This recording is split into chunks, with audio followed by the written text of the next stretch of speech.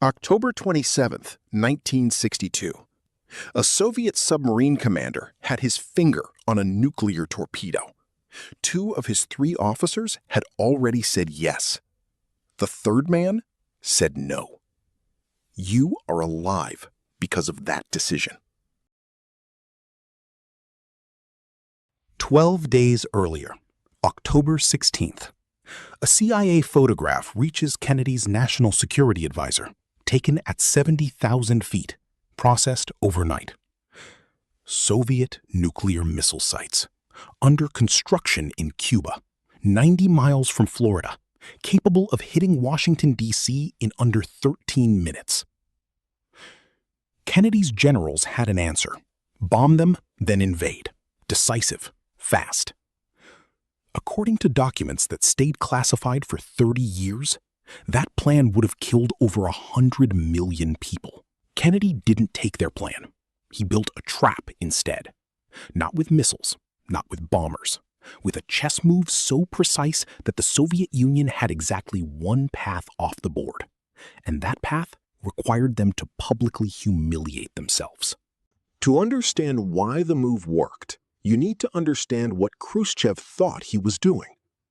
The United States had Jupiter missiles in Turkey, aimed at Moscow. The Soviets' own long-range systems were limited and unreliable. The Americans knew the gap was real. So did Khrushchev. Cuba was the solution. Install medium-range missiles there, and the strategic balance shifts overnight. Do it quietly, before Washington reacts. The plan had one catastrophic miscalculation. Kennedy did not choose direct confrontation. He chose to construct a position where every move Khrushchev made cost him something he couldn't afford. In chess, this is called zugzwang. You must move. Every available move makes your position worse. On October 22nd, Kennedy announced a naval quarantine of Cuba. Not a blockade.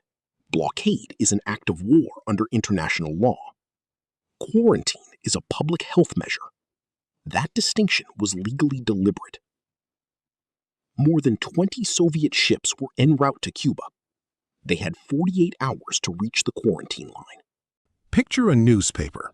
Every capital on Earth runs the same photograph: Soviet warships charging an American naval line. Every word of the story assigns the aggression to Moscow. If the Soviet ships advanced and breached the quarantine, Moscow absorbs the political cost globally. If the ships turned back, Khrushchev publicly capitulated before a single missile was removed. And if they stopped and waited, the missiles were still being assembled.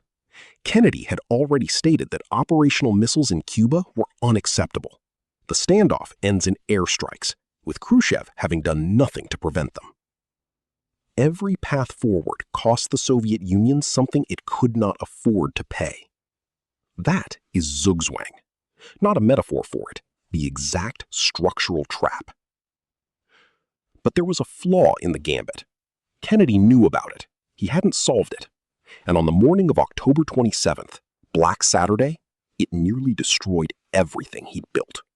3 separate events, one afternoon. Any one of them starts a nuclear war. Event 1. An American U-2 over Cuba is shot down. Pilot Major Rudolph Anderson, killed. Under Kennedy's own rules of engagement, this authorized immediate retaliation. He did not order it. Event 2. A second U-2 on a routine mission loses navigation and strays into Soviet airspace over Alaska. Soviet interceptors scramble. American interceptors scramble. Nuclear-armed aircraft from both superpowers in direct proximity over the most sensitive airspace on Earth. Neither side fired. Event 3. An American destroyer was dropping practice depth charges on a Soviet submarine. Signaling devices, not weapons, meant to force it to surface. The Soviet crew had no way of knowing that. They had been submerged for days. Their radio was damaged. No contact with Moscow. Their captain had concluded that war had already begun. That submarine was carrying a nuclear torpedo. Authorization required 3 senior officers to agree. The captain said yes. The political officer said yes. The third man, Vasily Arkhipov, flotilla chief of staff, said no. He had already survived one near-catastrophic nuclear submarine incident the year before. He had been through this feeling. He didn't believe it. The entire diplomatic apparatus, Kennedy's gambit, the quarantine, all of it, could have been made irrelevant by one man in the dark under what he believed was a lethal attack. He said no. You are alive because of that decision. In the White House, Khrushchev had sent 2 letters.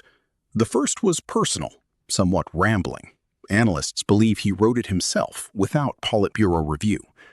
Remove the missiles. America pledges not to invade Cuba. It was workable.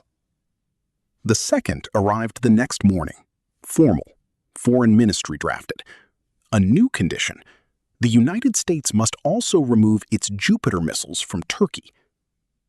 Accepting publicly would signal to every European ally that America had traded their security for its own.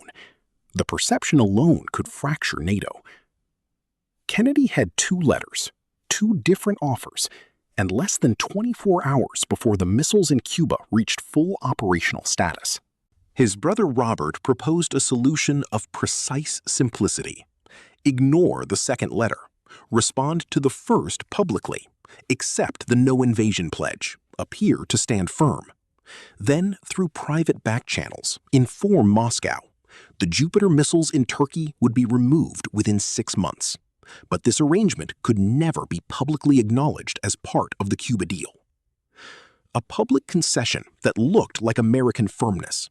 A private concession that gave Khrushchev exactly what he needed to sell the retreat to his own generals. On October 28th, Khrushchev broadcast on Radio Moscow. The Soviet Union would dismantle and remove all missiles from Cuba. Construction would cease immediately. In Havana, Fidel Castro heard about the deal from the radio. He had not been consulted. He reportedly put his fist through a wall. The story taught in every American school says Kennedy stood firm and Khrushchev blinked. That story is not wrong, but it leaves out the part that made it work. It leaves out the Jupiter missiles removed quietly from Turkey in April 1963. Exactly as promised, exactly as secret. The arrangement stayed classified for nearly 3 decades. Kennedy made a real concession. He traded European-based nuclear assets for Cuban-based nuclear assets and called it a victory. Because it was. Just not the version anyone was allowed to acknowledge. And the generals who wanted airstrikes and invasion? Documents declassified at the 1992 Havana retrospective revealed what they couldn't have known. Soviet tactical nuclear weapons were already deployed in Cuba, with battlefield commanders authorized to use them without waiting for orders from Moscow. The option that looked like strength was a path to civilizational collapse. Kennedy did not win the Cuban Missile Crisis. He designed a board where the only move that wouldn't destroy the world was the move Khrushchev was willing to make, and then made sure Khrushchev could see it. And somewhere in the Caribbean, a man named Vasily Arkhipov said no. Nobody knew his name for 30 years. If this changed how you think about the crisis, subscribe. The next breakdown goes inside another moment where the decision-makers thought they were winning, right up until they weren't.